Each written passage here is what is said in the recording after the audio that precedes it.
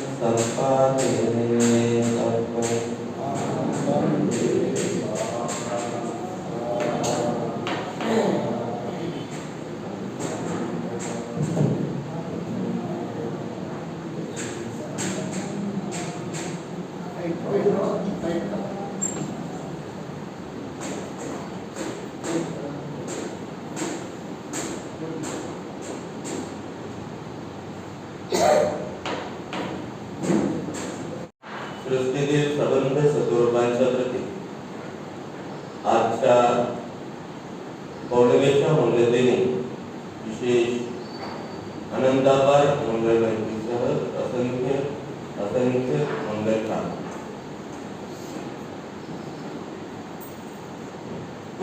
योगायोगाला आपण आज या ठिकाणी एकत्र आलो आहोत बौद्ध धर्माच्या संदर्भात चर्चा करण्याकरिता. आणि पौर्णिमेचा दिवस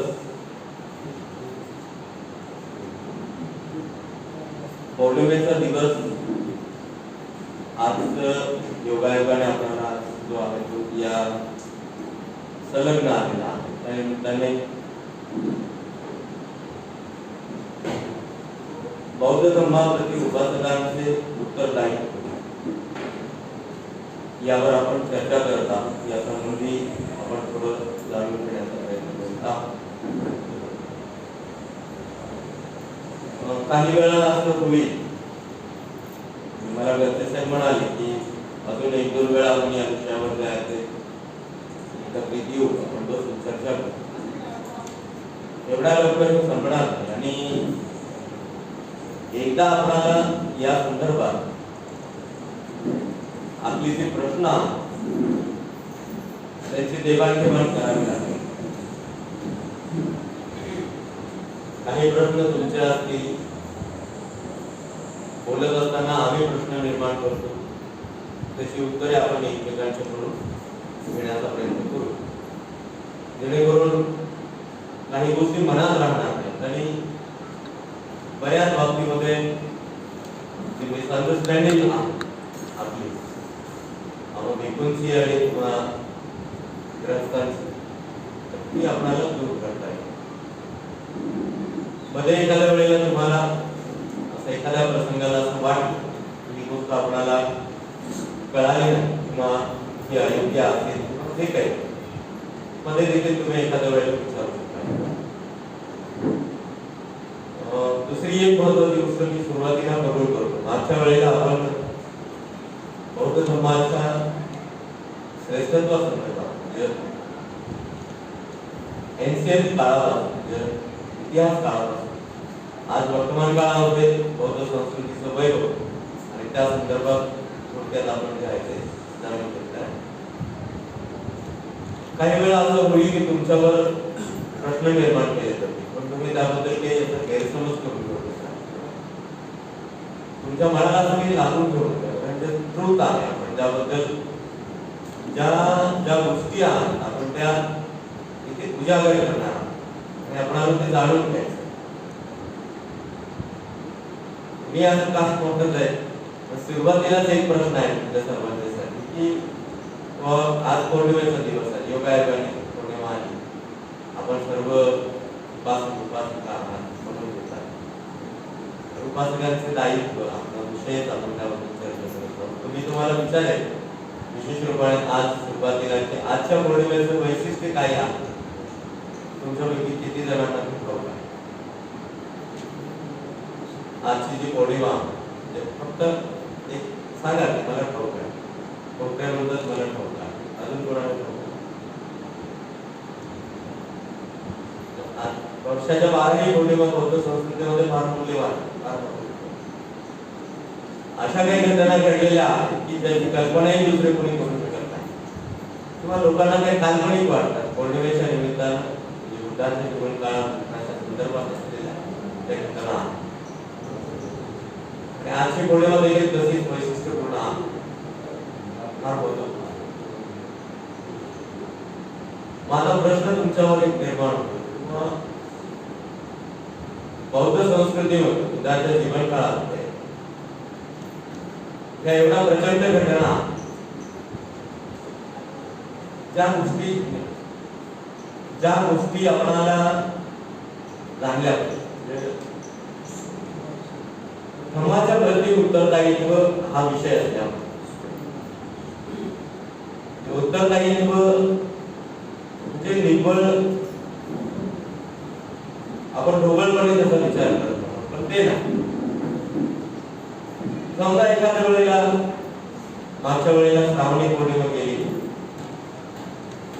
तुम्हाला ठाऊक असेल श्रावणी पौर्णिमेचे काय म्हणतो एखादा परधर्मीयाने जर आपल्याला विचार हा उत्तरदायित्वाचा भाग आहे निवड प्रश्न म्हणून नाही आणि ही गोष्ट महत्वपूर्ण आहे म्हणजे जर आपल्याला बुद्धत्वाची महानता कशाच्या आधारे आहे हेच कळत नाही तर बुद्धाच्या धर्माचं दायित्व आपण काय कसे काय मागच्या पौर्णिमेच्या वेळेला तसं एखाद्या परधर्मीयाने आपल्याला एखादा प्रश्न केला किंवा बुद्ध महान आहे असं तुम्ही सांगता बुद्ध महान कसे बुद्धांनी तर आईवडिलांना सोडलं पत्नीला सोडलं लेकरांना सोडलं खोडसाळपणाने कोणी म्हणू शकतात की बुद्ध आळशी होते म्हणून त्यांनी पत्नी लेकरांना बायकोला सोडला पण त्यावेळेला काय होतं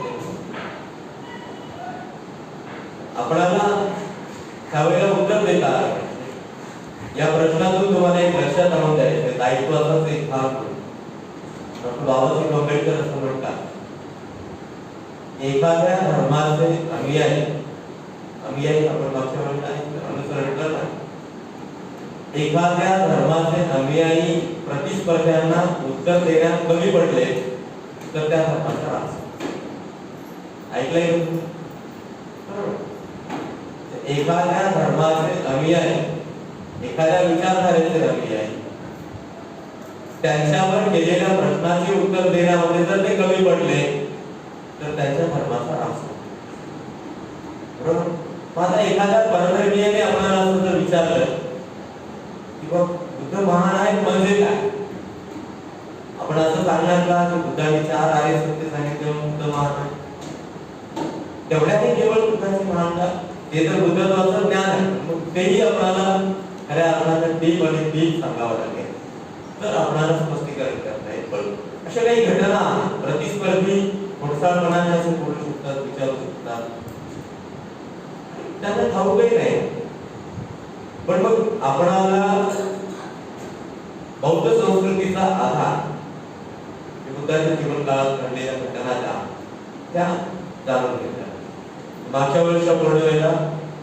एकाच वेळेला 5-5 हजार लोकांच्या वस्तीत एखादी अफवा जरी उडाली अंगुलीमाल आला की 5,000 लोकांची वस्ती खाली व्हायची विदिन सेकंड एका मिनिटात एका सेकंदात नुसती अफवा जरी कोणी उडवली असं टिकल केले की अंगुलीमाल आला 5-5 हजार लोक एकत्र असणारे सत्यानं राहणार त्या एकट्या माणसाला घाबरून पडायचे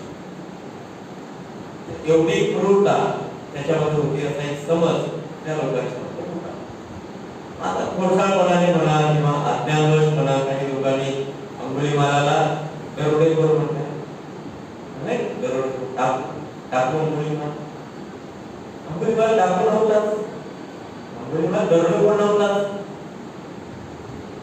अंगुलीमालाने गरुडेखोरी केल्यानंतर कोणाचे सोने नाणे अलंकार लुटले असं एखादं वर्णन कुठे आहे संपत्ती लुटली आणि अंगुलीमालाने आपल्या परिवारांना ती संपत्ती दिली असं कुठे आहे दरोडा म्हणजे काय चोरी करणे डाकू म्हणजे काय जो संपत्ती लुटतो त्याला दरोडेखोर बरोबर जो लोकांचा वध करतो त्याला दरोडेखोर म्हणतात त्याला डाकू म्हणता येतं तो क्रूर आहे म्हणजे एवढ्या सूक्ष्मपणाने आपल्याला एखाद्या गोष्टीबद्दल जाणून घेतलं आणि आपण ते ऐकत आलो आणि आपण वर्णन करत कोणीतरी लिहिले मी म्हटल्याप्रमाणे खोडसाळपणाने लिहिले कोणी अज्ञानवश लिहिले की अंगुलीमाल टाकू होता अंगुलीमाल दरोडेखोर होता आणि आपण ते चालू ठेवलंय आजही आपण अंगुलीमालाला टाकूच म्हणतो दरोडेखोर मग संस्कृतीमध्ये जे विशेष मूल्य आहे ते आपल्याला जपता येणार नाही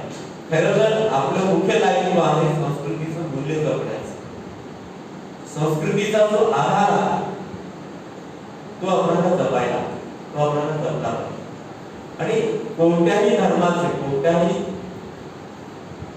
परंपरेचे कोणत्याही विचारधारेचे अनुयायी त्या विचारधारेला त्या संप्रदायाला त्या धर्माला संस्कृती आहे जे संस्कृतीशिवाय कोणताही विचार लोकांच्या मध्ये रुजत नाही संस्कृतीशिवाय कोणताही विचार लोकांच्या मध्ये कोणत्याच प्रकारचा कर्मकांडाचा विचार का असू नये. जसं नवस करणे, आपण त्याला बळी देणे किंवा बंधुरी करणे पूर्वापार चालत आलेला आहे एखाद्या कुटुंबात. तर अलीकडचे लोक, वर्तमान काळातले लोक म्हणतात नाही आजोबा बंधवांनी केलं ते आपल्याला करावंच लागतं, आपण जिवंत असतो चालत ठेवू, मग पुढे लेकर काय करतील त्याचं पाहतो. पण त्यांना ठाऊक नाही का करत आजोबा बंधवांनी का केलं. पण चुकीचं का असेल ना, ते चालत आलेला त्याला परंपरा असते. जे चालत येते त्याला अर्थ नाही, त्याचा उगम कसा झाला त्याची इतिहासात कुठेही नोंद नाही, त्याला परंपरा म्हटलं जातं, मला रूढी म्हणतात. पण ती संस्कृती असते, त्या संस्कृतीला मात्र उगमस्थान, ती संस्कृती उत्पन्न झालेली आहे आणि त्या संस्कृतीच्या पाठीमागे प्रचंड इतिहास आहे. आणि तो इतिहास तुमच्या माझ्यासारख्या कोणी रचलेला नाही, तर तो इतिहास साक्षीदार आजही अस्तित्वात आहे, त्याला संस्कृती. बौद्ध संस्कृती ही सर्वश्रेष्ठ संस्कृती आहे. मी बौद्ध संस्कृतीचा अनुयायी आहे म्हणूनच केवळ मी असं म्हणतो असा त्याचा अर्थ नाही. पण बौद्ध संस्कृतीला प्रत्येक गोष्टीमध्ये अर्थ आहे. तर बौद्ध संस्कृतीमध्ये ह्या ज्या काही घटना त्या अर्थपूर्ण आहेत, त्याला पुष्टी मिळते आणि त्याचे कारण आहे आणि ते स्पष्ट आहे. ती कोणी तुमच्या वाईसाठी जोडलेली आहे. अंगुलीमाल बुद्धाला शरण केला, निशस्त्र असलेल्या बुद्धाला शरण केला. बुद्ध त्याला म्हणाले नाही ये मला शरण जा, हे पाप कर्म आहे सोडून दे. बुद्धाने त्याला उपदेश केला. बुद्धाने त्याच्या समोर एक दृष्टी निर्माण करून त्याला दृष्टी निर्माण करून एक तत्वच बुद्धाने त्याच्या समोर मांडलं एकाच वेळी. तो जेव्हा बुद्धाला मारण्यासाठी आला तेव्हा म्हणाला की मला तुला मारायचं आहे, मला एका माणसाचा खून करायचा आहे, त्याची फोटो मला पाहिजे. बुद्ध सहज तयार झाले, म्हणाले ठीक आहे तुला मारायचं मला मार, पण मला एक गोष्ट तुला सांगायची आहे, एक काम माझं तू कर. म्हणाला त्याला असं वाटलं की निशस्त्र असलेला हा श्रवण मला काय सांगू काय सांगणार. आणि मग त्याने म्हटलं की सांग लवकर काय. बुद्ध म्हणाले समोरच्या झाडाची एक फांदी तोडून आण. तो पळत गेला आणि त्याने फांदी तोडून आणली. मला वाटलं हे काय आता समोर फांदी तोडली आणि बुद्धाच्या समोर आणून टाकली. म्हणाला चल आता तयार. बुद्ध म्हणाले की तुला जे मला सांगायचं जे काम माझं होतं ते पूर्ण झालं, मग काय आहे. तर बुद्ध म्हणाले जिथून फांदी तोडून आणली तिथे जशी होती तशी लावून दे आणि येऊन मला मार. एका सेकंदात त्याचे डोळे उघडले आणि त्याच्या हातात एक तलवार आपण गळत पडली. तो बुद्धाला शरण केलं. म्हणजे ही घटना थोडी मोठी आहे. प्रतिस्पर्ध्याने जर एखादा प्रश्न आपल्याला केला की बुद्ध महान कसे, तर या घटनेसारखं वर्णन आपल्याला करता आपण करू शकतो. आज पौर्णिमा, आजच्या दिवशीचं वैशिष्ट्य प्रत्येकच पौर्णिमेला बरं काही महत्वपूर्ण पौर्णिमा. बरं आजची पौर्णिमा एखाद्या वेळेला तुम्हाला वाटेल किंवा प्रत्येक पौर्णिमेला काहीतरी आहे एक ठळ, म्हणजे वैशाखी पौर्णिमेनंतरचं जे मूल्य आहे बुद्धाच्या जीवन काळामध्ये आषाढी पौर्णिमेला. त्याचबरोबर अजून एक पौर्णिमा, कोणती पौर्णिमा तुम्हाला सांगताय किंवा मी तुम्हाला विषय सांगतो की भगवान बुद्धांनी परिनिर्वाणाची घोषणा केली. आपला आयु संस्कार त्यागला आणि परिनिर्वाणाची घोषणा केली. तर ती पौर्णिमा कोणती आणि कोणत्या ठिकाणी भगवान बुद्धांनी ती घोषणा केली तुम्हाला ठाऊक आहे का? किती जणांना ठाऊक?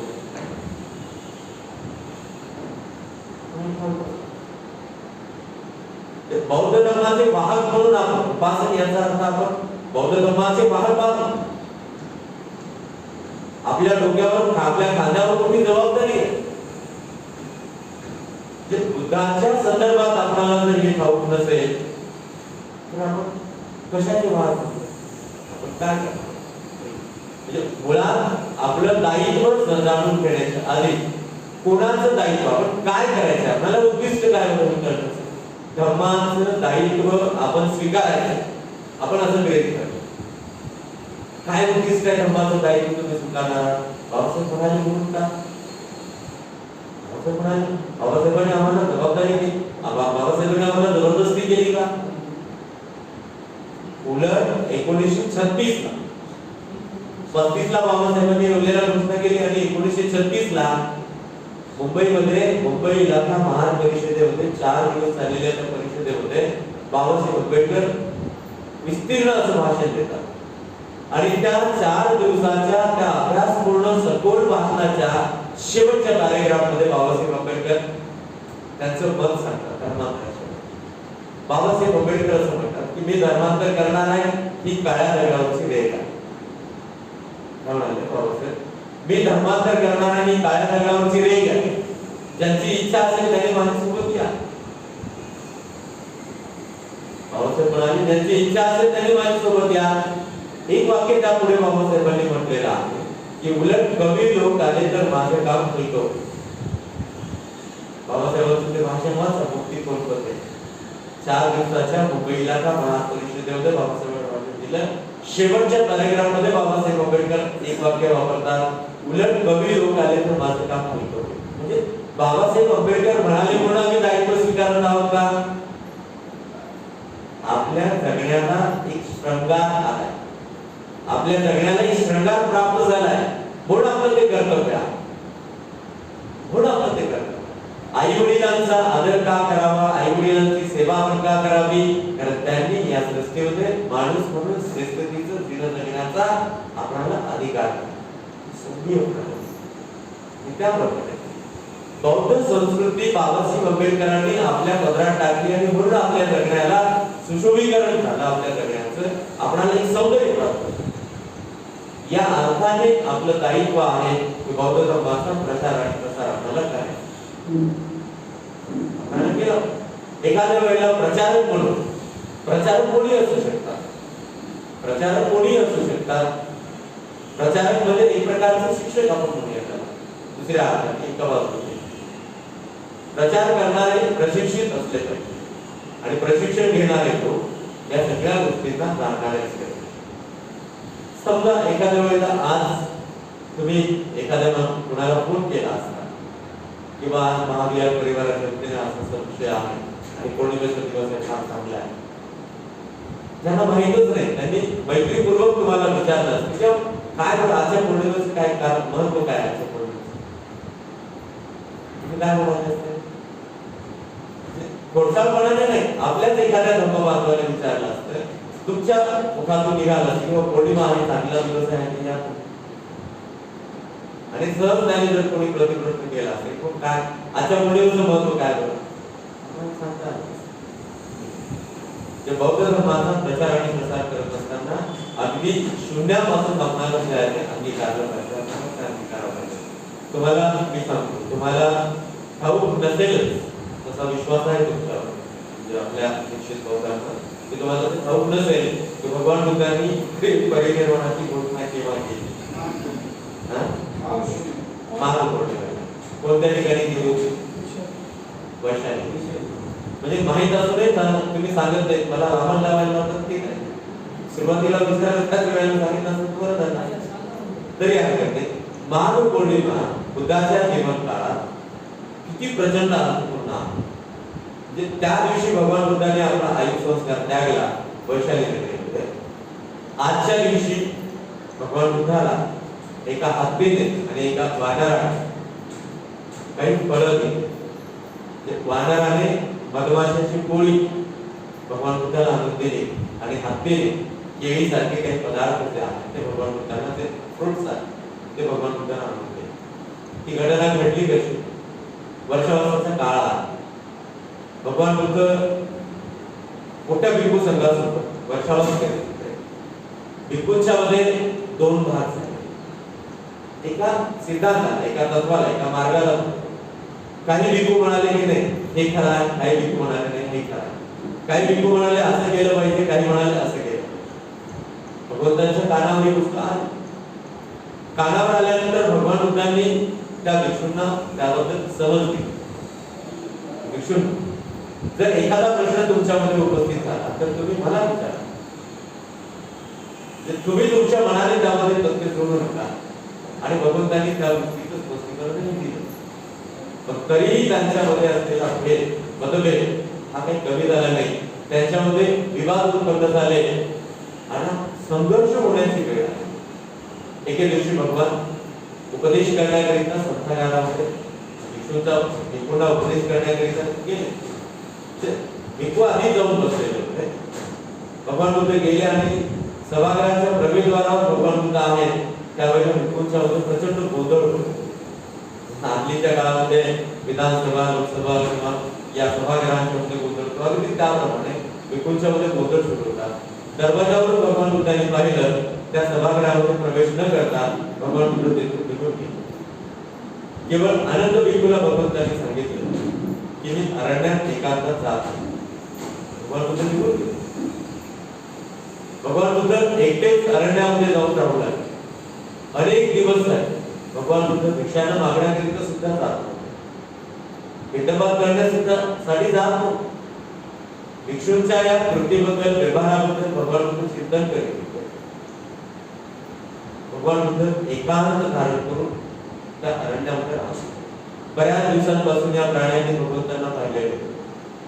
आणि आजच्या भाद्रपद पौर्णिमेच्या दिवशी एका वानराने, एका माकडाने मधमाशाची एक पोळी, लाकडाचा त्या मधमाशाची पोळी असलेला फाटा करून आणून तो भगवंतांना अर्पण केला.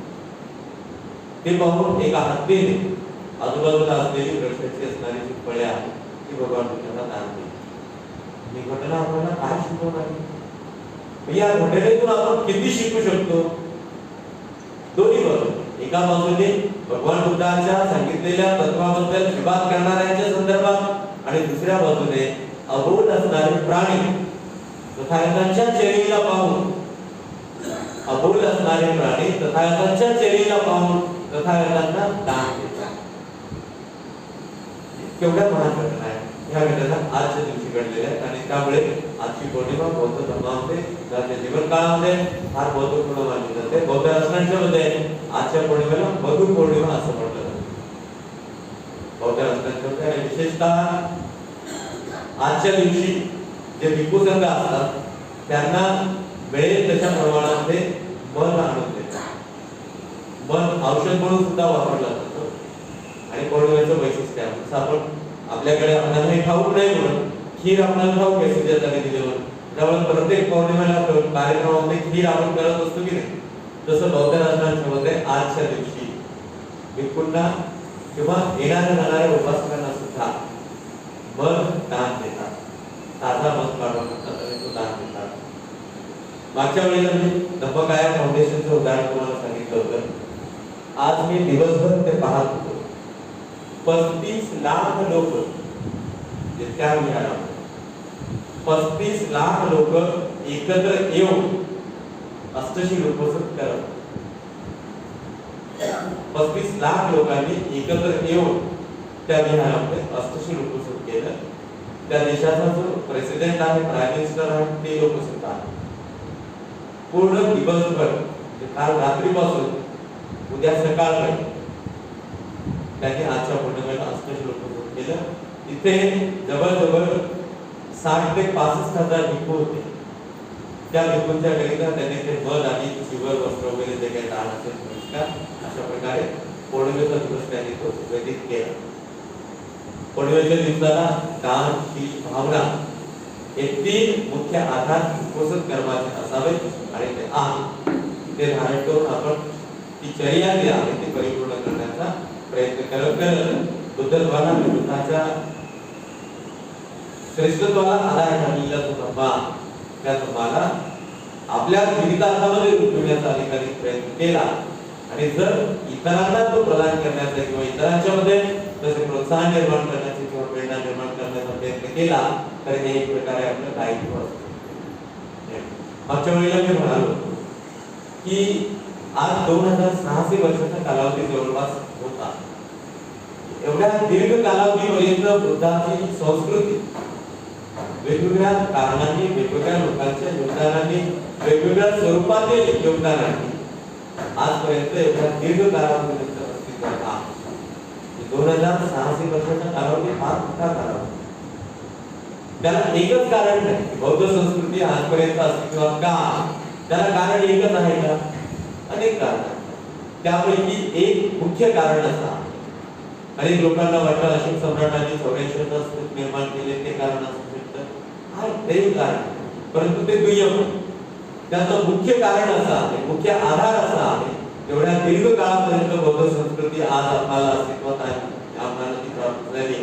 त्याचं मुख्य कारण म्हणजे तथागतांच्या हयातीत असणाऱ्या भिक्खू, भिक्खुनी, गृहस्थ आणि गैर यांनी तथागतांच्या परिनिर्वाणानंतर आजपर्यंत, किंवा आपण असं म्हणूया, आपण 1956 च्या पूर्वीपर्यंत असंख्य कोटी लोकांनी, अगणित लोकांनी या धर्माचा अंगीकार करून त्याचे अनुसरण केले शिस्तबद्ध.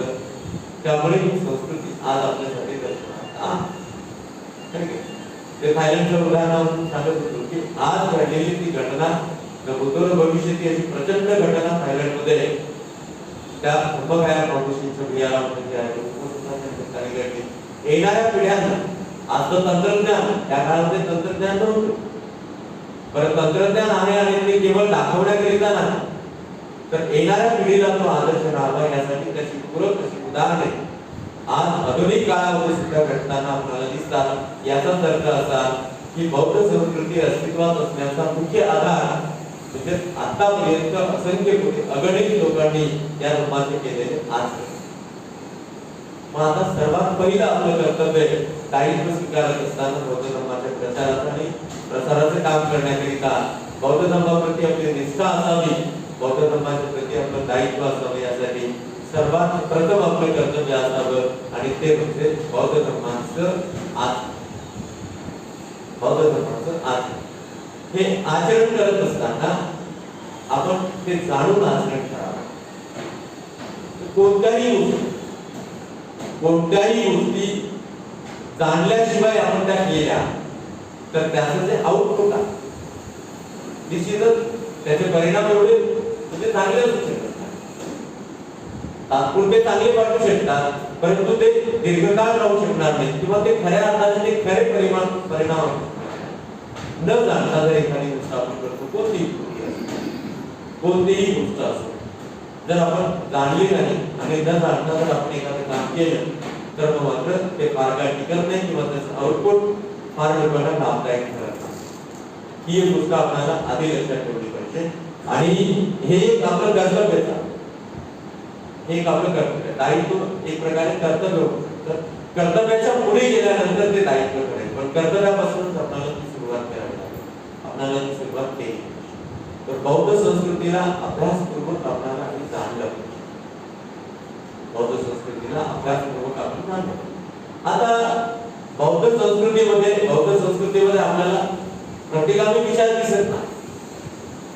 बौद्ध संस्कृती ही पुरोगामी आधारावर आधारित, जे बुद्धाचा विचार हा पुरोगामी आहे, प्रतिगामी नाही. बुद्धाचा विचार, बुद्धाचे तत्व, धम्माचे तत्व, अलीकडे त्यानंतर संत कबीरांचे असते, महात्मा फुलेंची शिकवण असते, सावित्रीबाई असते, बाबासाहेब आंबेडकर असते, हे पुरोगामी विचारांचे पायिक आहेत आणि आपले ते आदर्श आहेत. म्हणजेच आपण कोणत्याही स्वरूपात असलेल्या पुरोगामी विचारांना सोडता कामा नये आणि कोणत्याही स्वरूपात असलेल्या प्रतिगामी विचारांना कृतीमध्ये आणता कामा. बौद्ध धर्माच्या बाबतीमध्ये सर्वात मोठी घातक गोष्ट जर कोणती असेल, म्हणजे बौद्ध धर्माला अडथळा करणारी सर्वात मोठी गोष्ट जर कोणती असेल तर ती गोष्ट म्हणजे प्रतिगामी विचार. ज्या प्रतिगामी विचारातून रूढी आणि परंपरा निर्माण झाल्या, त्या निर्माण केल्या आहेत आणि हे आपल्याला जाणलं. ही संस्कृती नाही, प्रतिगामी विचार ही संस्कृती नाही, पुरोगामी विचार मात्र संस्कृती आहे. आता तुमच्या आजच्या उदाहरणावरून देखील सांगतो, किंवा त्याआधी दुसरं उदाहरण सांगतो की अलीकडच्या काळामध्ये लग्न लावताना बौद्ध संस्कृतीनुसार लग्न लावताना मुलाला उजव्या हातावर, मुलीला डाव्या हातावर बसवून जाणून बुजून बसलेले असतील. आता अलीकडच्या सुशिक्षित पोरांना काही देणे घेणं नाही त्या गोष्टी, त्यांना ठाऊकही नाही काय काम करण्यात. पण तरी आम्ही लग्न लावणारे लोक, तू इकडून बस बेटा, तू तिकडून बस. आजही तुम्ही डाव्या उभ्या हातावर बसलेले आहे. ठीक आहे? म्हणजे ह्या प्रथा पडत गेल्या, ह्याला परंपरा म्हणतात. जे ह्या प्रमाणे सोडायचं, जे प्रत्येक गोष्टीची आपल्यामध्ये आधी उकल करून घ्यावी लागेल, तेव्हा आपल्याला कळेल की धर्माच्या प्रती आपलं कर्तव्य काय असावं, आपलं दायित्व काय असावं. ह्या सगळ्या अडथळ्या, हे सगळे अडथळे आहेत धर्माच्या अनुसरणात. अनुसरण करणे हा सर्वात मोठा कर्तव्याचा भाग असं मी तुम्हाला सांगतो.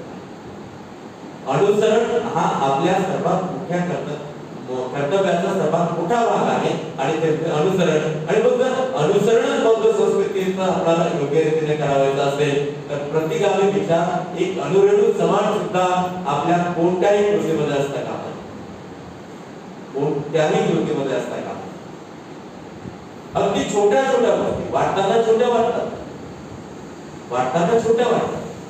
आता आमचा अनुभव प्रत्येक कोणी पुष्प देतात, स्वागत करताना, कोणी दान देतात, म्हणजे कोणत्याही स्वरूपात असेल तर ते दान देताना, पुष्प देताना तुम्ही असं करता. म्हणजे आपण करतो काय आहोत याचा अर्थ जर आपल्याला कळत नाही तर करण्याचा आउटपुट आहे ना. दान सन्मानाने दिलं जातं, एखादा सन्मान. ही तर ब्राह्मणी संस्कृती आहे ना. याच्यामध्ये तेल तूप टाकण्याप्रमाणे बौद्ध संस्कृतीमध्ये आपण म्हणतो ना अंजली, अंजली करणी. संघवंदनेमध्ये शब्द आहे की नाही, अंजली करणी आदरवाचे शब्द आहे. अंजली बद्दल नमस्कार, अंजली बद्दल नमस्कार असा होतो का, असा होतो का, तो असा. ह्यामध्ये आदर आहे. मग असं करताना कोणाला म्हणले की तू असं करत नाही, तू असं करणार, तू म्हणाल डाव्या हाताने कसं कर. अरे डावा हात आहे, दुसऱ्याच आहे का, तुझाच आहे. म्हणजे तुला स्वतःमध्ये विषमता दिसते आहे की उजवा श्रेष्ठ आणि डावा श्रेष्ठ नाही, तर तू इतरांच्यामध्ये समता काय पाहणार.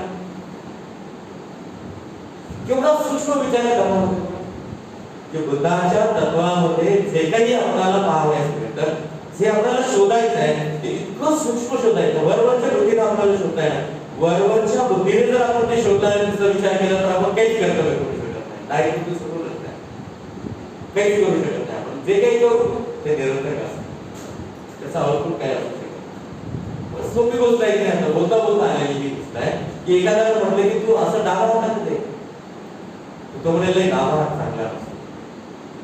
आता दोन्ही हात याच शरीराचे असून मला माझ्या शरीरामध्ये जर विषमता वाटते आहे तर मी इतरांच्या मध्ये समता भावनेने पाहू शकतो का एका. बुद्धाच्या सिद्धांताचा आधार, बाबासाहेब आंबेडकरांनी भारतीय राज्यघटनेचा आधार काय, समता, स्वातंत्र्य, बंधुत्व आणि न्याय. ज्यामध्ये समता प्रथम, समता प्रथम बाबासाहेबांनी ज्या स्वीकार केला, बुद्धाच्या तत्वाचा स्वीकार करत असताना ज्यामध्ये समता प्रथम आहे. ह्या सगळ्या गोष्टी आपल्याला अंगीकारत असताना मी तुम्हाला एक सांगतो की तुमचं प्रथम कर्तव्य काय आहे. तर निदान 24 तासातले 1 ते 2 तास तुम्ही कौटुंबिक जीवन जगत असताना सुद्धा तुमचं हे सगळ्यात महत्त्वपूर्ण कर्तव्य करणार आहे. आणि ते ठरेल 24 तासातले निदान 2 तास तुम्ही एकांत शोधा. तुम्हाला एकांत शोधावा लागेल. एकांत शोधण्यासाठी तुम्हाला घराच्या बाहेर पडण्याची आवश्यकता, कुटुंबात राहूनही तुम्हाला ते कळेल की 24 तासातले निदान 2 तास किंवा 1 तास तरी एकांत शोधून त्या एकांतात या सगळ्या गोष्टींचं सूक्ष्म चिंतन करा. जे आपण करत आहोत, जे आपण केलं, आपणाला सगळ्यात पहिल्यांदा आपलं कर्तव्य धर्मामध्ये रममाण होत असतात. संपरते धम्मरते निदान हे सगळ्यात मोठं आणि प्रथम कर्तव्य आहे आपलं. सर्वत्र इतरत्र कोठेही रममाण होण्यापेक्षा धम्मामध्ये रममाण होणे श्रेष्ठ आहे असं बुद्ध सांगतात. संपरते धम्मरते निदान म्हणजे इतरत्र कोठेही रममाण होण्यापेक्षा धम्मामध्ये रममाण व्हा. आणि धम्मामध्ये जर रममाण व्हायचं असेल तर अशा प्रकारे एकांत शोधावा लागेल. निदान 1 तास तरी एकांत शोधून आपण केलेल्या संपूर्ण कर्तव्याला अनालाइज करावं लागेल आपल्याला.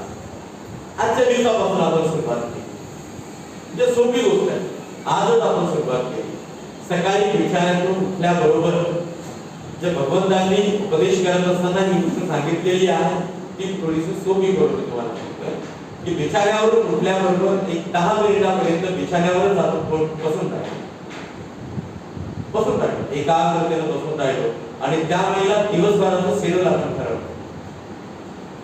24 तासाचं उद्या सकाळपर्यंतचं शेड्यूल आपण ठरवलं. जे दिवसभराचं आपली जे दैनंदिन त्यावेळेला आज कुठे जायचं, किती वाजता कुठे जायचं, आपल्याला काय करायचंय, आपल्याला कोणाला भेटायचंय, कोणाशी आपण काय बोलणार आहोत, या सगळ्या गोष्टी सकाळी बिछाण्यात 10 मिनिटापर्यंत स्वतः जर चिंतन करून ठरवल्या तर ठरवल्याप्रमाणे आपण जर समजा ते कर्तव्य केले तर एखादी उणीव राहणार, चूक होणार. समजा एका कदाचित अनवधानाने ती चूक झालीच. बुद्धाचा संदेश देतो मला वाटतं की आपल्याला स्वतःला परीक्षण करत असताना समजा एखाद्या वेळेला अनवधानाने चूक झाली तर ती चूक आपल्या हातून सुटता कामा. तर त्यासाठी काय केलं पाहिजे?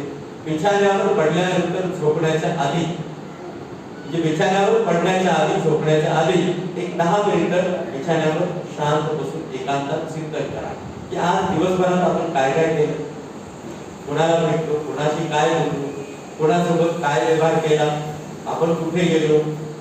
हे जर अनालाइज केलं तर दिवसभराच्या आपल्या शेड्यूल मध्ये चुकून एखादी चूक आपल्या हातून झाली असेल तर आपल्याला त्याचं परीक्षण करता येईल. आपल्याला ते सापडेल की मी केलेलं आचरण दिवसभराचं काम भरते शोधू शकतात का? 24 तास आम्ही सोबत राहतो तरी भरते तिला ते शोधता येणार. ते मला स्वतःला अनालाइज केलं पाहिजे. स्वतः प्रति आधी आपल्याला कर्तव्य बघावंच लागेल.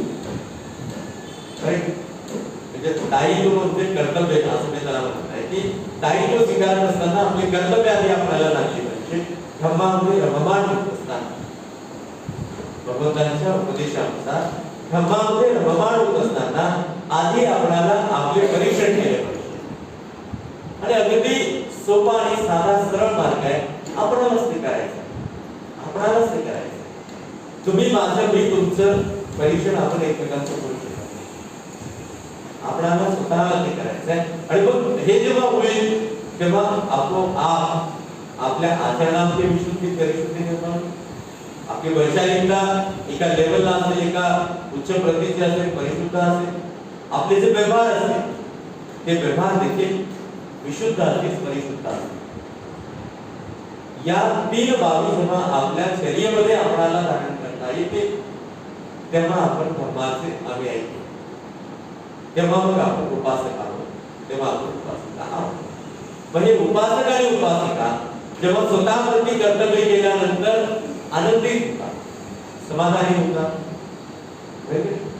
आनंदित होतात, समाधानी होतात, तेव्हा आपोआप त्यांच्या शरीरामध्ये, आपोआप त्यांच्या हृदयामध्ये, त्यांच्या हृदयामध्ये इतरांच्या प्रती ती करुणा उत्पन्न होते की मी किती आनंदाने जगत आहे, मला किती समाधान वाटते की असं जगत आहे, मला किती आनंद होत आहे. का बुद्धाने उपदेश केला? बुद्धाने उपदेश केला त्यामागे उद्दिष्ट हेच आहे की जे बुद्धत्वाचं ज्ञान भगवंताने जी उकल झाली बोधिसत्वाच्या चित्तामध्ये ज्ञानरूपाने, आणि त्याचा जो प्रचंड अनुभव त्याने केला, त्या आनंदाचा प्रचंड अनुभव बुद्धाने केला. ते समाधान जे बुद्धत्वाचं त्यांना सम्यक संबोधताना लाभलं, इतर मनुष्य मात्रांना या सृष्टीतल्या अस्तित्वात असलेल्या आणि येणाऱ्या प्रत्येक मानव मात्रांना हा आनंद, हे समाधान लाभावं ही महाकरुणा बुद्धत्वामध्ये उत्पन्न झाली आणि भगवंतांनी उपदेश देण्याचा स्वीकार. आणि तेव्हा 45 वर्ष भगवान बुद्धांनी अविरतपणे उपदेश केले. ही करुणा भगवंतांच्या हृदयात केव्हा जागली? जेव्हा त्यांच्यामध्ये त्या ज्ञानाची उकल झाली. जे स्वतःमध्ये जेव्हा त्यांच्या ज्ञानाची उकल झाली तेव्हाच त्यांच्यामध्ये महाकरुणा जागली आणि भगवंतांनी छायाकांनी भगवान बुद्धांनी मानवाच्या हितासाठी सुखासाठी कल्याणासाठी उपदेश केला. ज्या उपदेशाला भगवंत आपण स्वीकारून त्या मार्गाने जाण्याचा निश्चय करीत आहोत, जो आनंददायी मार्ग आहे. व मला जर त्याचा आनंद मिळतो तर निश्चितच माझं कर्तव्य असावं, माझं ते दायित्व आहे की मला मिळालेला आनंद या विश्वातल्या प्रत्येक माणसाला मिळाला पाहिजे. माणसालाच काय, इथे असलेल्या पशु पक्ष्यांना, प्राणी मात्रांना, जीवजंतूंना, सर्व रूपांना मिळाला पाहिजे. ही एवढी विस्तीर्ण भावना आपल्यामध्ये निर्माण झाल्याशिवाय आपण धर्माच्या प्रती काही कर्तव्य करू शकत नाही. धर्माच्या प्रती कर्तव्य करण्यासाठी आपल्या हृदयामध्ये महासमुद्रासारखी विशाल भावना असतात. म्हणजे हृदय कसं आहे, केवढं आहे, डॉक्टर असाल तुम्ही तर तुम्हाला ठाऊक असेल कदाचित, आपणाला त्याचं ठाऊक नाही त्याचा काय आकारमान आहे, आणि असून असून असेल तर केवढं असेल. महासमुद्राचं क्षेत्रफळ किती प्रचंड आहे. ही तथागतांनी दिलेली उपमा, तथागतांनी दिलेली उपमा आहे.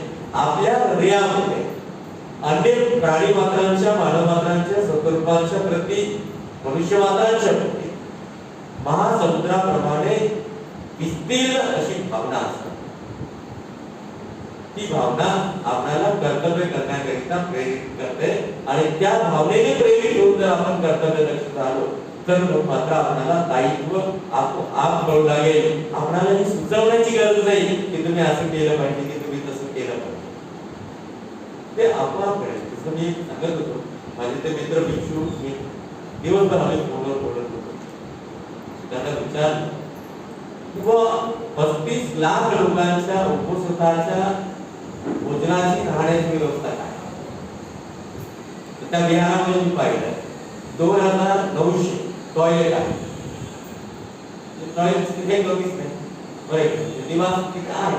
बरं, निवास म्हणजे काय, तिथे जाणारे लोक झोपण्यासाठी जात नाही. अजिबात 24 तास कोणी झोपत नाही, बसून असतात. कोणाला खाली बसता येत नाही, ते चेअरवर बसतात, त्यांना खाली बसता येत नाही. माझा त्यांच्या सकाळच्या नाश्त्याची व्यवस्था, दुपारच्या भोजनाची व्यवस्था, संध्याकाळच्या नाश्त्याची व्यवस्था आणि उद्या सकाळच्या नाश्त्याची व्यवस्था, ही सगळी शिस्तबद्ध व्यवस्था.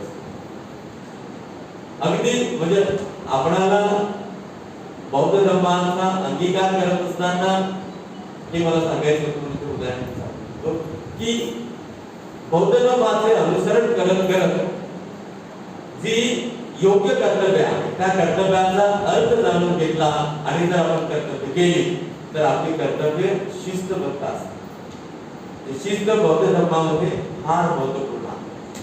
फार म्हणजे आधारच आहे. बुद्धत्वाचा, धर्माचा, संघाचा, बौद्ध धर्मातील तत्वाचा प्रमुख आधार ही शिस्त आहे. त्याला शिष्टाचार आपण म्हणतो आणि त्याला पाली भाषेमध्ये विनय म्हणतात. ज्या त्या मनुष्याला त्याचे जीवन जगण्याकरिता विनय आहे, शिष्टाचार आहे आणि शिस्त आहे. शिस्तबद्ध एकत्रित येऊन सांघिक रूपात केलेले कर्म कर्तव्यामध्ये अधिक भर टाकणारे ठरतात. तेव्हा आम्हाला दायित्व होते का ते कळायला लागते. ह्या गोष्टी भगवान बुद्धांनी म्हटलंय, समगानंद पोस. भगवंतांनी म्हटलंय समगानंद पोस, म्हणजे सांघिक स्वरूपात एकत्रित येऊन तप करणे हे सुखदायी आहे. एकत्रित येऊन तप करणे हे सुखदायी आहे. माझा तप करणे म्हणजे काय, हे कर्तव्य आहे. जे बुद्ध सांगतात त्या मार्गाचा अनुभव करणे हे सगळ्यात पहिल्यांदा आपल्याला कळायला, सगळ्यात पहिल्यांदा आपल्याला हे कळायला हवं की बुद्ध सांगतात त्या मार्गाचं आपल्याला अनुसरण करायला. मी तुम्हाला एक गोष्ट सांगतो. आता साहेबराव आहे तिथे किंवा बरेच जण तुमच्यापैकी तथागतांसाठी येतात, मंदिर येतात. साहेबराव येतात, जेव्हा जेव्हा येतात तेव्हा तेव्हा म्हणतात की बाबा कालची फुलांची रांगोळी वेगळीच होती, मागच्या वेळेस आलो ती वेगळीच होती, आजची वेगळीच आहे. म्हणजे काय दररोज तुम्ही हे करताय का? साधारणतः दररोज एक दिवस आड करून जवळपास 15-20 फुलं किलो फुलं वेगवेगळ्या रंगात. काल बिजली पवार साहेबांनी जे आहे 15-20 किलो फुलं आणले आणि 4-5 तास त्यांच्या मिसेसने जे पवार ताईंनी ते रांगोळी टाकली. एक दिवस मी पाहिलं की म्हणजे माझा पाय काही दिवस अपंग होता, जे प्लास्टर वगैरे तुम्हाला चालायला, मूर्तीची स्वच्छता मी करू शकलो नाही. जवळपास 3-4 महिने झाले. एक दिवस बसल्या बसल्या सगळे गेल्याच्या नंतर मी आपला लाईट लावून एकदाच मूर्तीकडे पाहता पाहता माझ्या लक्षात आलं बुद्ध बोलतोय धूळ मी कसा बसून चढलो वाका घेऊन काठी घेऊन आणि बुद्धीच्या उजव्या खांद्यावरती असे दोन बोट फिरवले. खरंच तिथे स्पष्ट बोट क्लिअर असं दिसत होतं ते बोट उघडलेलं होतं. दुसऱ्या दिवशी डब्याला रांगोळी काढली. तशाच प्रकारे आता जी रांगोळी टाकलेली आहे ती इथून या कॅमेराचा स्टँड एवढी आहे एवढी अशा 2-3 रांगोळ्या आणि सुंदर आहे. पण दुसऱ्या दिवशी टाकलेली रांगोळी त्या दिवशी संध्याकाळच्या वेळेला मी त्यांना म्हटलं की मग तुम्ही ही रांगोळी विहारामध्ये का टाकली? फुलांची सजावट तुम्ही का करता? जे कोणासाठी करता? प्रश्न केला किंवा फुलांची रांगोळी फुलांची सजावट तुम्ही का करत आहात आणि कोणासाठी करत आहात? एक जण म्हणाले भगवंतांना फुलं अर्पण करतो म्हणजे भगवंतांच्यासाठी करत आहोत. मी म्हटलं ज्यांच्यासाठी तुम्ही ही सजावट करत आहात ना त्यांच्या रूपावर धूळ साचली ह्याकडे तुमचं लक्ष आहे का? तुम्ही कृती करत आहात याला दोष कोणी देऊ शकत नाही. कुणाला मलाही अधिकार नाही की हे चुकीचं आहे म्हणण्याचा, परंतु जे करत आहात ते करत असताना हे का करत आहे हे जर तुम्हाला लक्षात आलं नाही तर मग मात्र त्याचा काही परिणाम होणार, त्याचा आउटपुट काय येणार? काय आउटपुट आहे? भगवंताच्या चरणावर आपण फुल अर्पण कर्तव्य आहे. आपण म्हणतो की फुलांनी पूजा केली पाहिजे. सुगंधित बेशरम आपल्याकडे बेशरम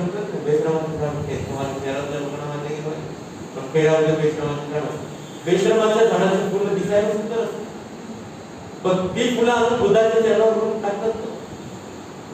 बाहेर आपल्या इथे पडलेली फुलं रुचकीचे फुलं रुचकीचे झाडे इकडे तिकडे सगळीकडे काय सुंदर दिसतात ना? त्याचा सुगंध त्याचा आकार थोडा सुंदर ती योग्य वाटत बरोबर. पण सुंदर फुलं बुद्धासाठी आपण अर्पण करतो. महात्माने कळायला हवं त्यामुळे का कर्तव्य करत असताना त्याचा आधार कोणता? कारण मी उदाहरण सांगत असताना तुम्हाला लक्षात आणून द्यायचंय की जे काही कर्तव्य आपण करत आहोत त्याचा असणारा आधार आहे, त्याचा असणारा अर्थ आहे, तो आपल्याला जाणून घेतला.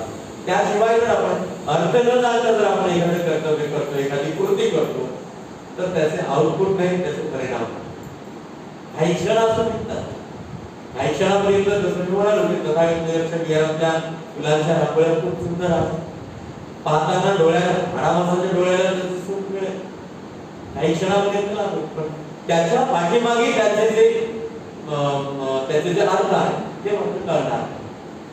मग आता त्या दिवशी पासून जे आहे ते रोज आल्याच्या नंतर प्रत्येक जण पाहत कुठे आजूबाजूला झाडे कुठे काही कचरा पडलाय असं सगळं पाहत असताना ते करत आहे. म्हणजे या काही गोष्टी आपल्याला जर लक्षात येत नाहीत आणि कुठे जर लक्षात आल्या तर आपल्याला त्या समजून घ्यायच्या. बुद्धाच्या धम्माच्या प्रती आपण कोणतंही कर्तव्य करतो तर त्या पाठीमागे अर्थ आहे आणि तो अर्थ तुमच्या माझ्यासारख्याने जोडलेला नाही, तो बुद्धाने सांगितलेल्या सिद्धांताचा अर्थ घ्यावा. धम्माच्या प्रती आपलं जे दायित्व आहे, जे कर्तव्य आहे, बौद्ध धर्माचा प्रचार आणि प्रसार करण्याचं आपलं दायित्व आहे असा आपण स्वीकार करत आहोत. का करायचं बरं बौद्ध धर्माचा प्रचार आणि प्रसार? मगाशी मी म्हटल्याप्रमाणे का बाबासाहेबांनी जबरदस्ती करून केली.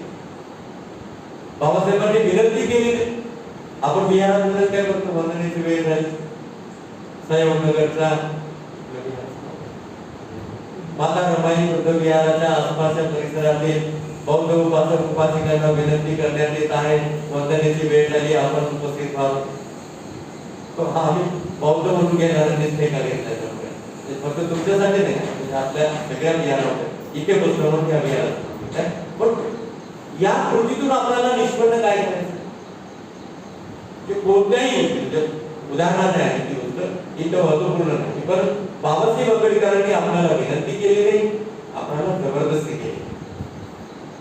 बाबासाहेबांनी आपल्याला एक लक्षात आणून दिलंय की जर या धर्माचं अनुसरण करण्याने तुमच्या जीवनाला सौंदर्य प्राप्त होईल तर तुम्ही ही जबाबदारी स्वीकार करा की तुम्हाला बौद्ध धर्माचा प्रचार आणि प्रसार करा.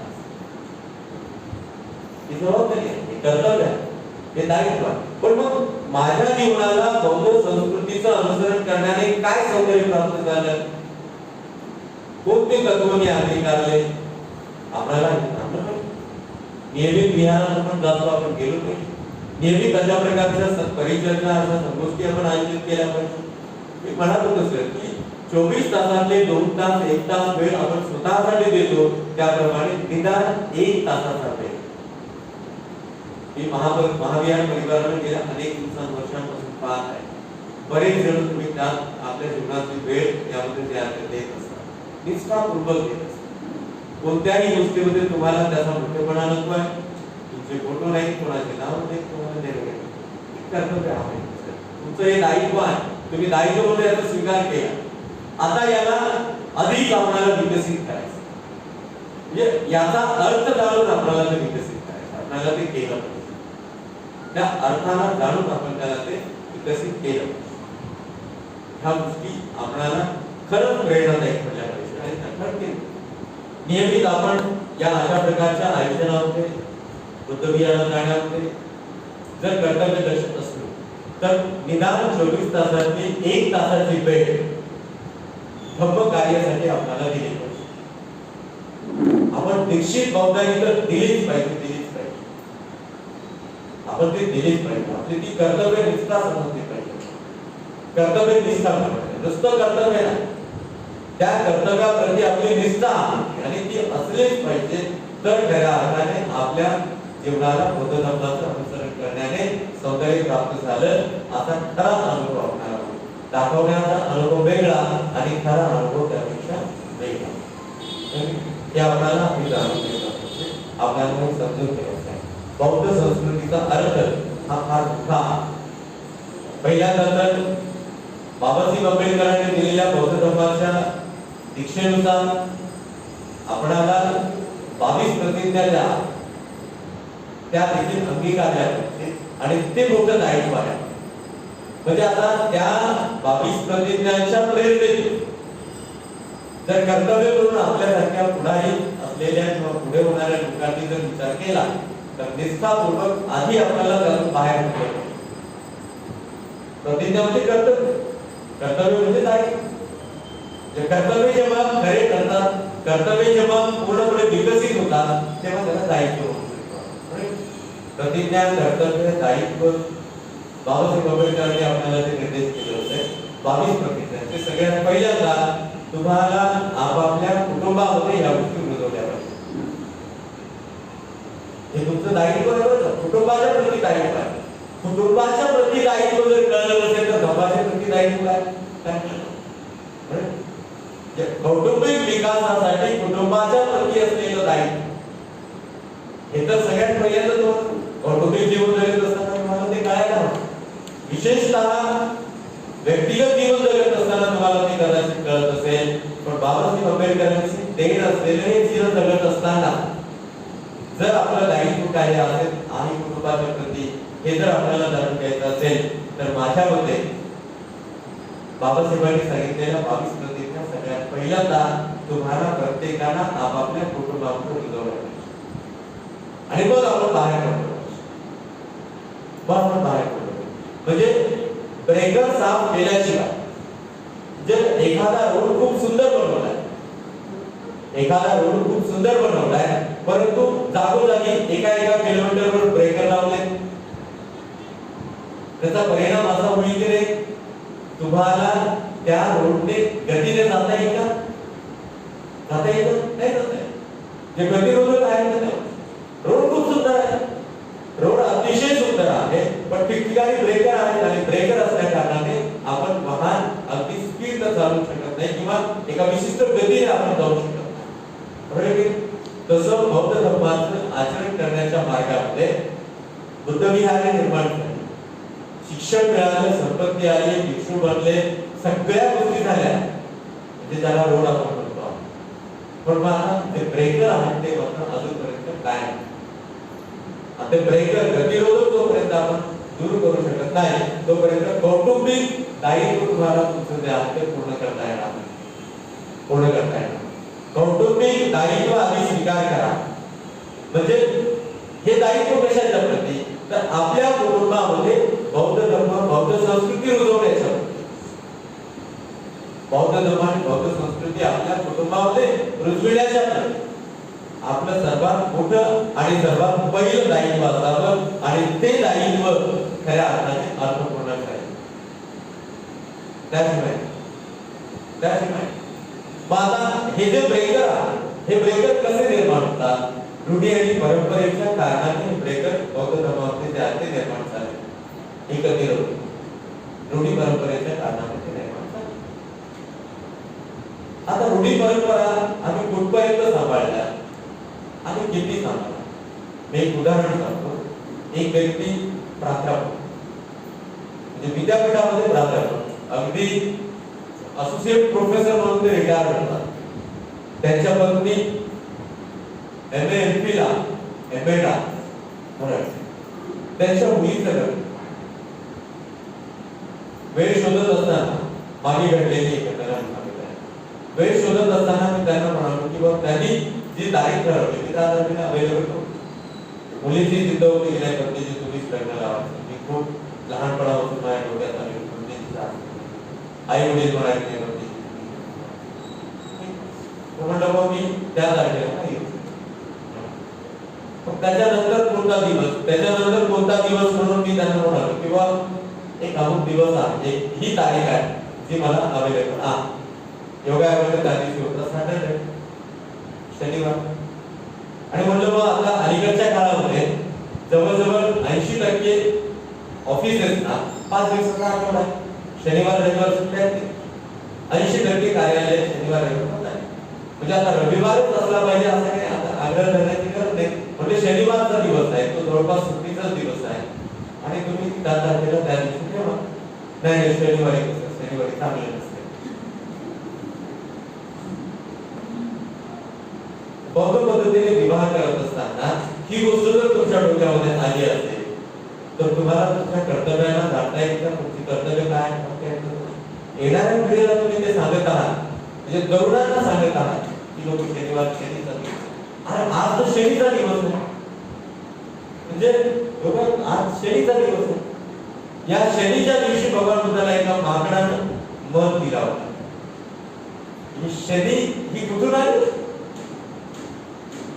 शनी आहे का नाही असू शकते का?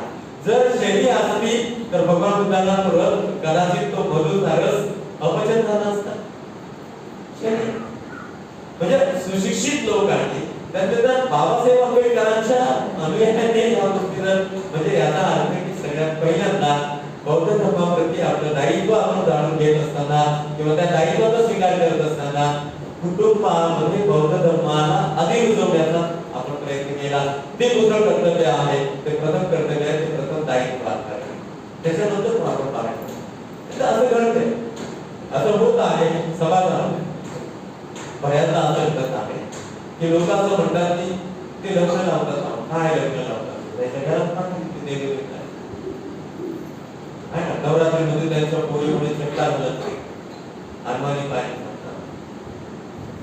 ते वर्षावासाला प्रवृत्ती द्यायला घेण्यामध्ये जातात आणि त्यांची बायको म्हणे श्रावण सोमवार म्हणजे ते धर्मकार्य करण्यासाठी घराच्या बाहेर जातात. धर्मकार्य करण्यासाठी घराच्या बाहेर जातात म्हणूनच केवळ ते दायक आहे त्यांना दायित्व कळण्याचा नाही. तुम्हाला पहिल्यांदा आपल्या कुटुंबामध्ये त्याची जी आहे ती सुरुवात केली पाहिजे.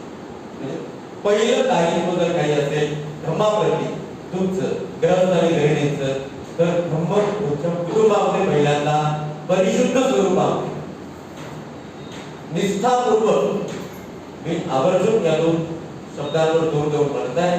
परिशुद्ध स्वरूपामध्ये आणि निष्ठापूर्वक धर्म तुम्हाला आधी तुमच्या कुटुंबामध्ये अगदी लहान मुलांच्या पर्यंत तो रुजवला तेव्हा तुम्हाला धर्माच्या प्रती जे आहे ते विस्तारित स्वरूपामध्ये म्हणजे मोठ्या प्रमाणामध्ये दायित्व त्याचा स्वीकार करता येईल किंवा ते तुम्हाला सोपे जाईल, ते तुम्हाला शक्य होईल. आणि हे करणं खऱ्या अर्थाने आपला एक प्रकारे बहुमान होणार आहे ही गोष्ट तुम्ही लक्षात ठेवा. म्हणजे या करण्याने आपला बहुमान होणार आहे हे नक्कीच होणार. बहुमानासाठी जर दुसरं कोणतं एखादं कार्य असेल तर धर्माचं कार्य करण्याच्या पलीकडे दुसरं कोणतंही कार्य नाही की ते कार्य करणाऱ्या माणसाच्या माणूसपणाला बहुमान प्राप्त होईल किंवा माणसाच्या माणूसपणाला एक मूल्य प्राप्त होईल. त्यासाठी दायित्व आपल्याला स्वीकारायचं आहे. मला माझ्या माणूसपणाला मूल्य प्राप्त करून घ्यायचं आहे, मला माझ्या माणूसपणाचं मूल्य जाणायचं आहे आणि म्हणून मी धम्माच्या प्रती दायित्व स्वीकारत आहे. अशी एक निष्ठा आपल्याला आपल्यामध्ये निर्माण केली पाहिजे. आजच्या विषयावर मी सांगत असताना तुम्हाला एवढं सांगत आहे की सगळ्यात पहिल्यांदा आपल्याला बौद्ध धर्माचा प्रचार आणि प्रसार करण्यासाठी बाहेर पडत असताना जे गतिरोधक अडथळे जे निर्माण झालेले आहेत ते आपल्याला आधी दूर केले पाहिजे आणि त्यानंतर मग आपण बौद्ध धर्माच्या परिशुद्ध विशुद्ध सिद्धांताला अंगीकारला पाहिजे, जेणेकरून आपला धर्म बांधव असेल किंवा अन्य कोणी असतील तर आपल्याला ते नाव करू शकत नाही.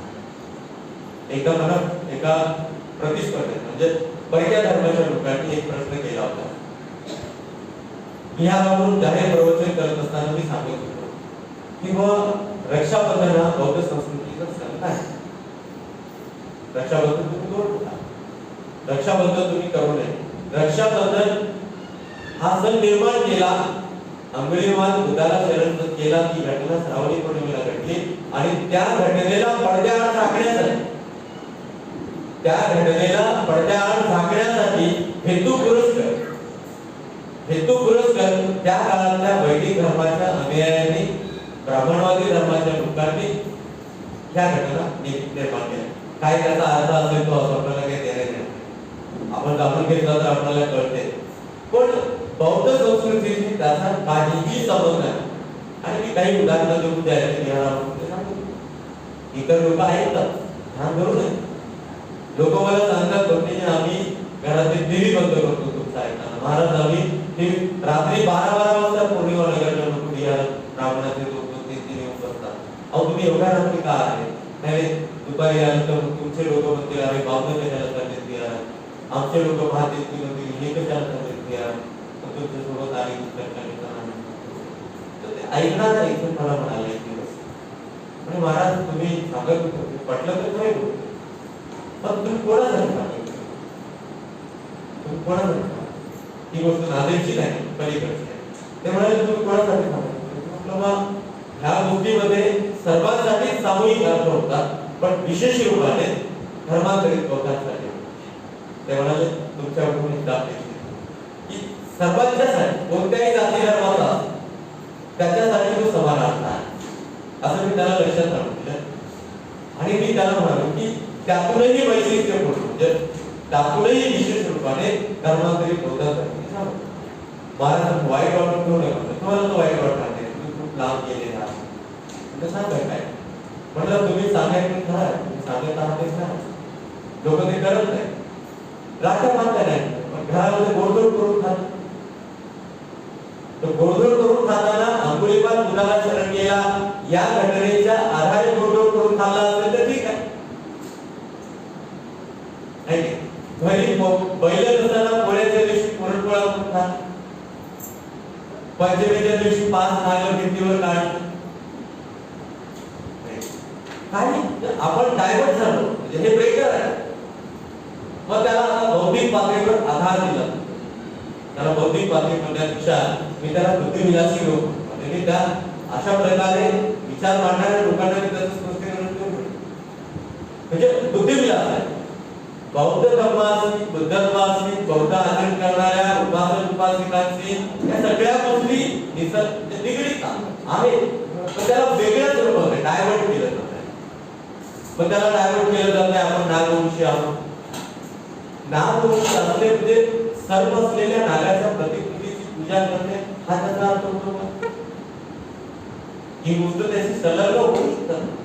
नाग नावाचा तो एक सत्व त्याला सर्व नाग नावाचा सत्व तो नावाने नाग ओळखला जातो जे आपल्या वंशाचं नाव जे आपल्या वंशाचं नाव त्या पलीकडे जर आपण त्याची पूजा करत असतो तर आपल्याला तिथे अडकून पडावं. अनेक बुद्ध मूर्त्या तयार केल्या गेल्या. त्या बुद्ध मूर्त्यांच्या डोक्यावर 4-5 खडे असलेले नाग तयार केले गेले. भगवान बुद्धाला सापाने विळखा घातला, आजीला कोण गेलं. त्या गोष्टीमध्ये आता साहेबांकडून येताना म्हणाले वास्तविक तो शब्द चुकीचा आहे. चुकीचा आहे. आता साहेबराव म्हणाले की विज्ञानवादी आहे बुद्धा. विज्ञानवादी म्हणजे काय? विज्ञानवादी याचा अर्थ विज्ञानावर आधारित आहे. कोणी कोणी लोक म्हणतात की विज्ञानावर आधारित आहे. म्हणजे त्या बुद्धाच्या धर्मापेक्षा विज्ञान श्रेष्ठ आहे. विज्ञान श्रेष्ठ आहे. जसं मागच्या वेळेला मी म्हणालो की आश्रय देणारा श्रेष्ठ ठरतो, तसं विज्ञानावर आधारित आहे बुद्धाचा धर्म. म्हणजे विज्ञान श्रेष्ठ आहे असं आहे. अहो विज्ञान म्हणजे सायन्स अलीकडचं आहे. आता 11व्या 12व्या शतकात सुरू झाले. इसवी सनाच्या पूर्वी बुद्धाने धर्म सांगितला आहे. सायन्स नावाच्या विज्ञानाचा आणि बुद्धाच्या धर्माचा काही युक्त संबंध नाही. पण आम्ही भाषणामध्ये, लिखाणामध्ये, चर्चेमध्ये शब्द विज्ञानावर आधारित आहे. विज्ञानावर आधारित आहे बुद्धाचं. विज्ञान निष्ठ आहे बुद्धाचं. म्हणजे बुद्धाच्या धर्माची निष्ठा आहे विज्ञानाची. म्हणजे विज्ञान सायन्स बुद्धाच्या धर्मापेक्षा मोठा आहे असं नाही. म्हणजे अशा प्रकारच्या काही गोष्टी अधिक बौद्धिक असणाऱ्या लोकांनी त्या धर्मामध्ये जोडल्या आणि माता लोक म्हणू लागले की नाही भिंतीवर 5 साप काढले आपण त्याचे वंशज वगैरे आणि त्या दिवशी बोलून त्याच दिवसानंतर येणाऱ्या 3ऱ्या दिवसाला अष्टमी बौद्ध धर्मामध्ये उपस्थापना दिवस ते त्यांना ठाऊक आहे. किंवा बुद्धिविलास करणारे जे बुद्धिवादी मानून घेणारे लोक जे आहेत त्याचं मूल्य सांगायचं. किंवा बौद्ध धर्मामध्ये उपासकांचं जे कर्तव्य आहे ते दायित्व आहे आचरणाचं प्रती ते आर्य हस्तशील पोषण परिपूर्ण करणे ते आहे प्रथम आचाराचा. की यानंतरच्या येणाऱ्या वेळेला जर पुन्हा निमंत्रित करायचं त्यावेळेला मी त्यामध्ये आचरणाच्या संदर्भामध्ये सांगेन. तर या गोष्टी महत्वपूर्ण ठरतात. कोणी काय प्रचार केला त्यापेक्षा मी काय अनुभव केला हे महत्वपूर्ण आहे. आपण काय अनुभव केला मी तुम्हाला त्या नागावरून आठवण झाल्यानंतर सांगतो. बुद्धगयाला तुम्ही गेले असाल एक मुचलिंग तलाव आहे आणि त्या तलावाच्या मधोमधी एक मूर्ती बसवलेली आहे. त्या मूर्तीला एका भल्या एवढ्या सापाने गिळफा घातलेला आहे खालून पायाच्या पद्मासनामध्ये आणि पाठीमागून त्याला फणा काढून भगवान बुद्धाच्या डोक्यावर तो फणा ठेवलेला आहे.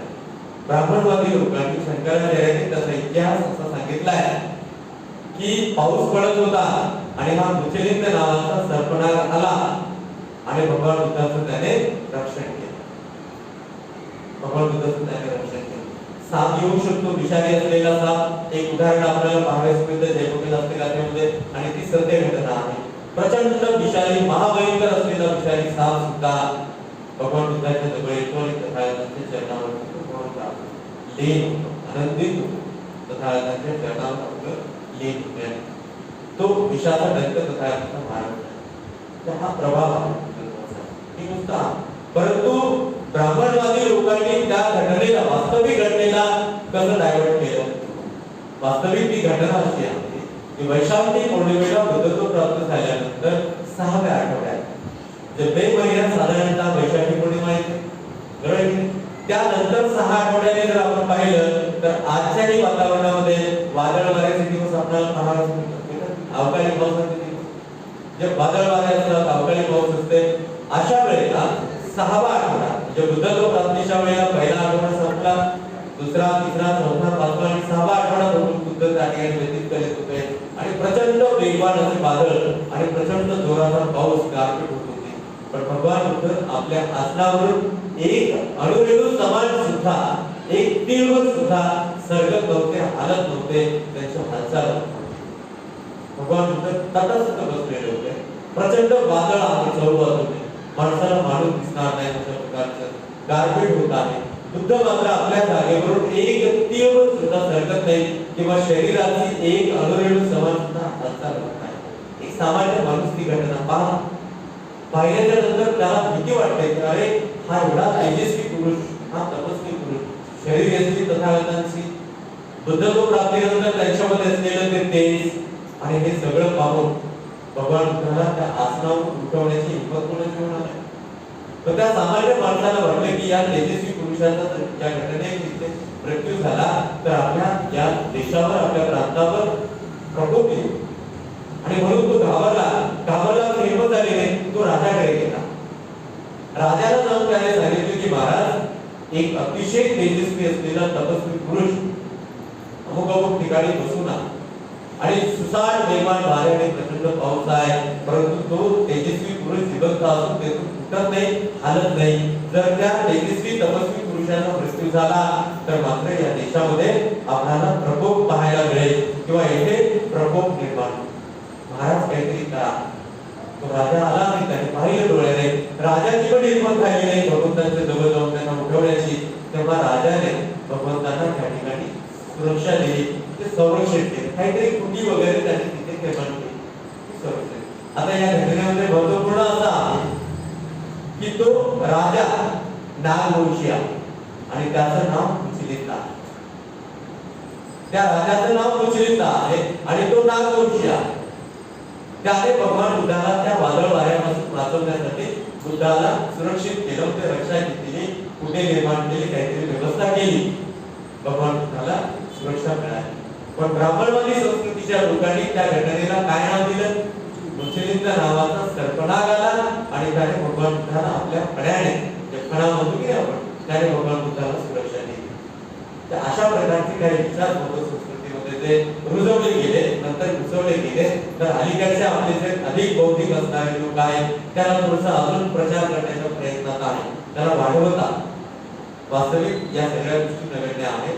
ज्या दिवसाला त्या दिवशीचे असणारे कर्तव्य सांगत असताना मी आज तुम्हाला एवढं सांगत होतो की संपूर्ण आतापर्यंत मी तुम्हाला सांगितलं त्यामध्ये सर्वात पहिल्यांदा दायित्व हे आपल्याला आपल्या प्रती लक्षात घेतलं पाहिजे.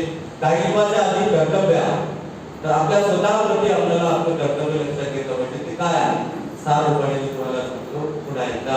दिवसातून 24 तासातून कमीत कमी म्हणजे अधिकाधिक 2 तास तरी किंवा कमीत कमी 1 तास तरी एकांत शोधून दररोज आपण स्वतःला अॅनालाइज करून कुटुंबामध्ये असलेले जे अंधविश्वासाचे, रूढी परंपरेचे, वैदिक संस्कृतीचे जे गतिरोधक रूढी आणि परंपरेच्या अर्थाने ते दूर करणे हे सर्व आपले कर्तव्य सर्वात प्रथम आहे.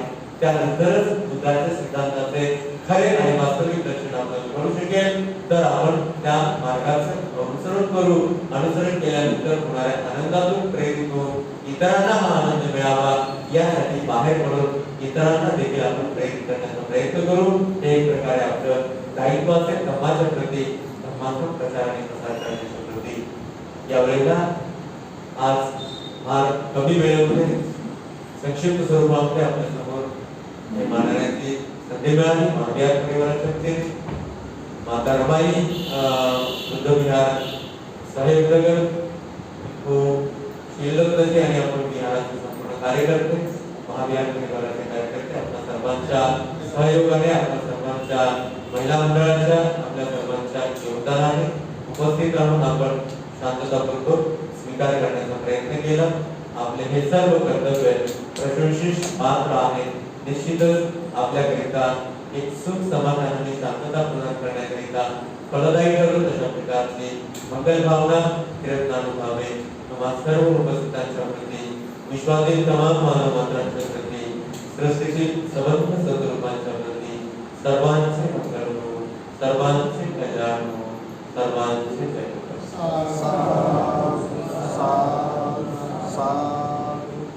सर्वरोगानिवृत्तो सर्वसन्तापवर्जितो सर्ववैरवतिक्तन्तो निर्भूतो सुखमङ्गलो सर्वेन्द्रियो विवर्जन्तो सर्वरोगो विनाशयो माते भवत्वन्तरायो सुखी दीर्घायुः भवतु सर्वमङ्गलं रक्षन्तु सर्वदेवताः सर्वबुद्धानुभावेन सदा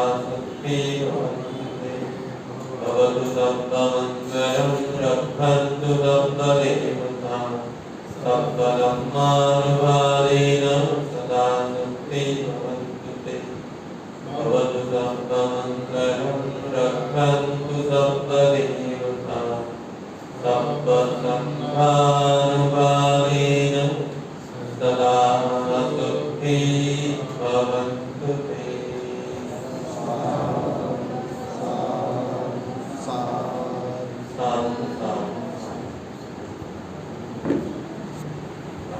मार्गदर्शन करत आहेत. उपसकांचं कर्तव्य धर्माच्या प्रती काय आहे त्याकडे या ठिकाणी अतिशय सविस्तरपणे समजावून सांगत आहेत. यापूर्वी जी एक धम्मदेशना झालेली आहे, त्यानंतर दुसरा भाग आणि गच्छसरांनी सांगितल्या पद्धतीने पुढचे जे भाग आहेत ते आपण या ठिकाणी निश्चितपणे उपस्थित राहून त्याचा लाभ घेऊयात. किंवा आपण या ठिकाणी पूज्य भारतीय भिक्खू संघाने जे आपल्यावरती अनुकंपा केली आहे त्याबद्दल मी त्यांचा आभार मानतो. तसेच आपण मोठ्या संख्येनं या ठिकाणी उपस्थित झालेला आहात. आमच्या जयाताई सूर्यवंशी महिला मंडळ आहे, तसेच आमचे राजाजी बिराडे साहेब आहेत, त्या ठिकाणी आमचे मित्र साहेबांची पवार आहेत, ते सर्व. तसेच औरंगाबाद या ठिकाणी उपस्थित झालेले गणेशजी कांबळे साहेब आहेत, आमचे वडील आहेत आर्थिक प्रोफेसर. तसेच सर्व या ठिकाणचे ज्येष्ठ बाबारे साहेब, हे सर्व मंडळी जे आहेत ते मोठ्या संख्येने